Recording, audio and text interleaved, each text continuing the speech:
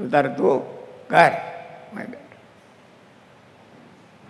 સ્વામી, લોકમાં ઘણા બધા નિષ્કામ સેવા કરતા હોય છે, પણ એને ભગવાનનો સંબંધ ન હોય તો એ યજ્ઞ ગણાય ખરો? યજ્ઞ તો ન ગણાય, એને પુણ્ય કહેવાય. એને પુણ્ય કામ કહેવાય, પુણ્ય મળે ને.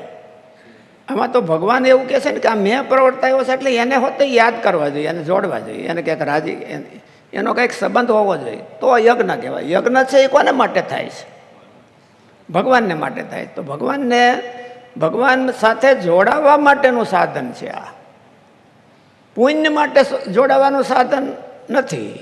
ભગવાને આ કીધું છે કે આ ભગવાન માટે, ભગવાનમાં જોડાવાનું સાધન છે. પણ ભગવાનમાં જોડાવાનું કોઈને હાથમાં ના આવે. પાણીનો પ્રવાહ આમ હાલ્યો જતો હોય ધરતીની અંદર થઈ, પણ એ બધા એના હાથમાં ન આવે. પાણી કળા હોય એમ કે ભાઈ અહીં પાણી છે, જોગી સામે અહીં બેઠા બેઠા કહી દેતા બોલો રાપડા પણ ખોદજો ને પાણી. હવે એને દેખાતું હશે, પાણીનો પ્રવાહ એને દેખાય. એટલે મહારાજ કે આ વિચારને પામે. વિચાર તો સદાને માટે, બધાને માટે એમણે અનાદિકાળથી છે ને અનાદિકાળ સુધી, અનંત સુધી રહેવાનો છે, પણ બધાને હાથમાં નથી આવતો. કારણ કે નવરાય નથી. પોતાના સ્વાર્થમાંથી અને પોતાના અહમમાંથી એને નવરાય નથી. એને વિચારની વાહે તપાસ કરવાની. ગુરુત્વાકર્ષણનો નિયમ તો આગળથી ઠેઠથી પૃથ્વી શરૂ થઈ ત્યાંથી શરૂ થયો હતો એમ, પણ કોઈ નવરાય નહીં હોય ગોતવાની. આ ઓલો નવરો બેઠો તો હાજે સફરજનના ઝાડની નીચે, અને એમાં બરોબર સફરજન પાકીને પડ્યું, એટલે નવરો બેઠો હતો ને આ બેડે ટકે તક થઈ ગઈ, એટલે એને અમે શોધી કાઢ્યો ને પકડી પાડ્યો ને એ વિચારને પકડી પાડ્યો. વિચાર તો શ્રી કૃષ્ણ ભગવાને કીધો, મહારાજે કીધો, ગોપાળન સ્વામી, ગુણાતીતાનંદ સ્વામી એને કીધો, પણ કોઈને હાથમાં ન આવે. હાથમાં આવો એ બહુ કઠિન. એટલે આ એના રોલ મોડેલ જોઈએ. ભાઈ નિષ્કુળાનંદ સ્વામી હતા, મહાવૈરાગી હતા, તો એ નિષ્કામ ભાવે મહારાજની સેવા કરતા. ગુણાતીતાનંદ સ્વામી તો અનંત કોટી બ્રહ્માંડ જેને રૂવાડે રૂવાડે ઉડે એવું અક્ષર બ્રહ્મ સ્વરૂપ કહેવાય. અને એ હાવણો લઈને વાળે. શું કરવાનું વાળે? કોકને જો આ વિચાર પકડાય તો, પણ કોઈ હાવણો લે પણ વાળે નહીં. ફોટા પાડવામાં, હાવણા ઓલે ફોટા પાડવામાં હોય છે ને, આપ હાવણો લે પણ વાળે નહીં, ફોટા પડાવવામાં. આપણે ઘણા પહેલાં હાલ્યું હતું ઓલું સ્વચ્છ ભારત, તો હંધાય આપણે હોતે, અમે હોતે ફોટા પડાવ્યા હતા.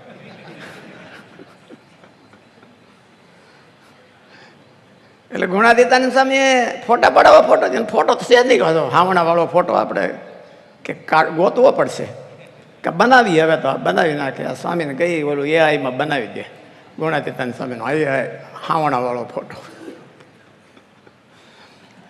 એટલે એ અનંત કોટી બ્રહ્માંડ જેના રૂવાડે ઉડતા ફરે એવું અક્ષરધામ રૂપ, અને એ હાવણો લઈને વાળે. અક્ષરની પદવીને ફગાવીને વાળે. મુક્ત તનનું નહીં માન જેને, હરિના જન તો હરિના ગુણે યુક્ત છે. મુક્ત તનનું નહીં માન જેને, પોતે અક્ષર બ્રહ્મ છે એનું માન નથી, એને ગૌરવ શેનું છે? સ્વામિનારાયણનો હાવણો અમે લઈએ છીએ એનું ગૌરવ છે. સ્વામિનારાયણની સેવા કરીએ છીએ એને મુક્ત તનનું માન નથી, પણ કોની સેવા કરીએ છીએ એનો કેપ છે મનમાં. અને એ વિચાર તો ઠેઠ બહુ આગળથી હકાવ્યો છે ભગવાને, પણ કોઈને હાથમાં નથી આવતો. એટલે ભગવાને એવું કીધું એમ, અહીંયા એવું કીધું કે નિત્યમ યજ્ઞ પ્રતિષ્ઠિત તસ્માત સર્વગતમ બ્રહ્મ. નિત્યમ યજ્ઞ પ્રતિષ્ઠિતમ એટલે નિષ્કામ સેવામાં એની પ્રતિષ્ઠા થાય છે. એની અનુભૂતિ કરવી હોય ને અનુભવ કરવો હોય, અનુભવી આનંદમાં બ્રહ્મરસના ભોગી એવો એને અનુભવ કરવો હોય તો આ કરો.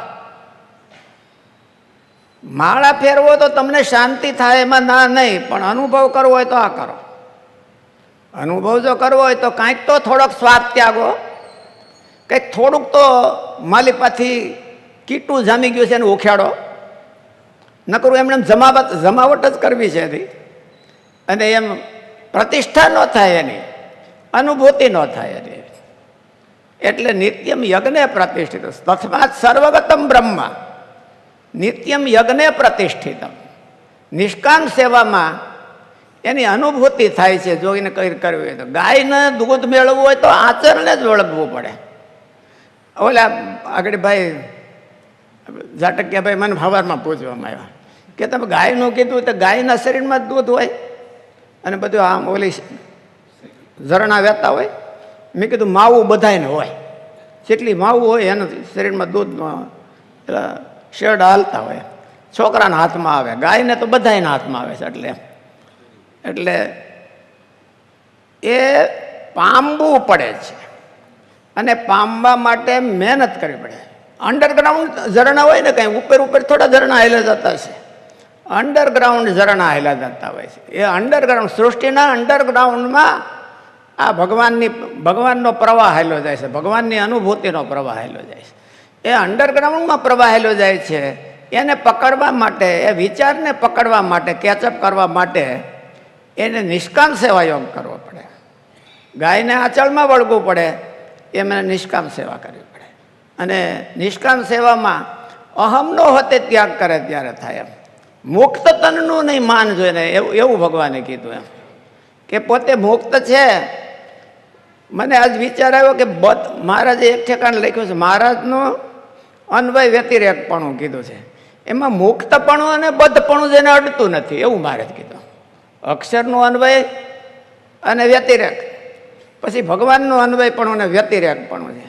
તો એમાં એવો શબ્દ લખ્યો કે ભગવાનને મુક્તપણું ને બદ્ધપણું જેને અડતું જ નથી. લ્યો તો એ શું બધું ભાઈ સ્વામીજી શું કયો? બધાય સંસારના દોષોથી જુદા છે તોય એને એનું માન નથી આવતું. મુક્તપણાનું મુક્તપણું અડતું નથી તો એ મુક્ત કહેવાય કે નહીં?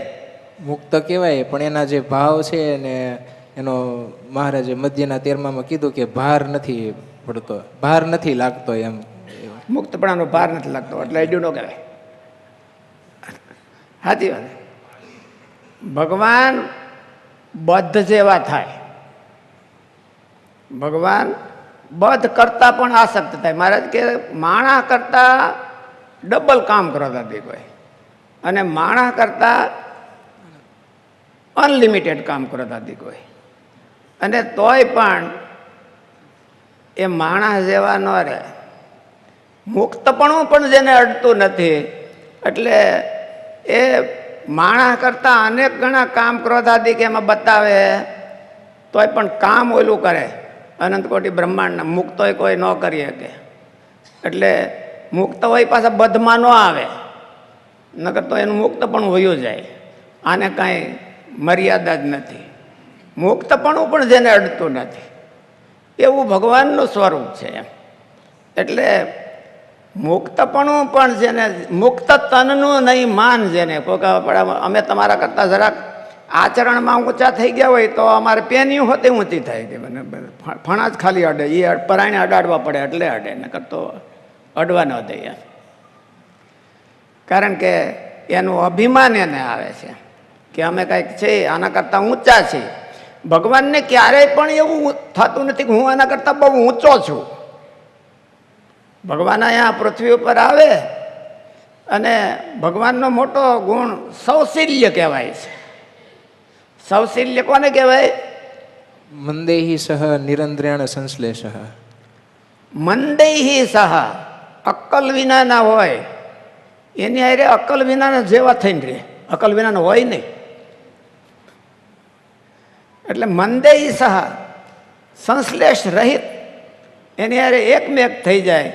મહારાજે કીધું એને હુવાણ થાય. ભગવાન છે એ આની હારે હુવાણ કરે છે. એટલે એ ભગવાન છે એ આની હારે આવીને રહે બધાને રહે. એટલે એવા ભગવાન છે એ આ થઈને શું કરવાને? આને શીખવાડવા. નિત્યમ યજ્ઞે પ્રતિષ્ઠિતમ. ભગવાન છે એ પોતાની ઝલક છે એને શીખવાડવા માટે આવે છે. તો માણસ ઝલક એમાંથી પકડે નહીં. એમાંથી શું પકડે? નકલ. ભગવાનમાંથી નકલ પકડી લે, ઝલક ન પકડે.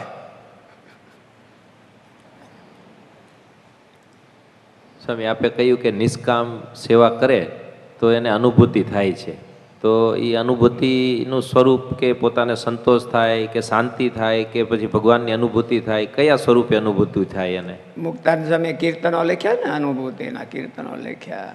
એને જ્યાં જોવે ત્યાં રામજી બીજું ને ભાસે રે, એને ભાત દેખી ભૂલે નહીં અનુભવ ઉજાસ રે, એ બધા અનુભૂતિના લક્ષણો છે. અનુભવી આનંદમાં એના 4 પદ સ્વામીએ લખ્યા છે, એ અનુભૂતિ થાય એના લક્ષણો છે. નકલના લક્ષણો નહીં, અનુભૂતિના લક્ષણો છે.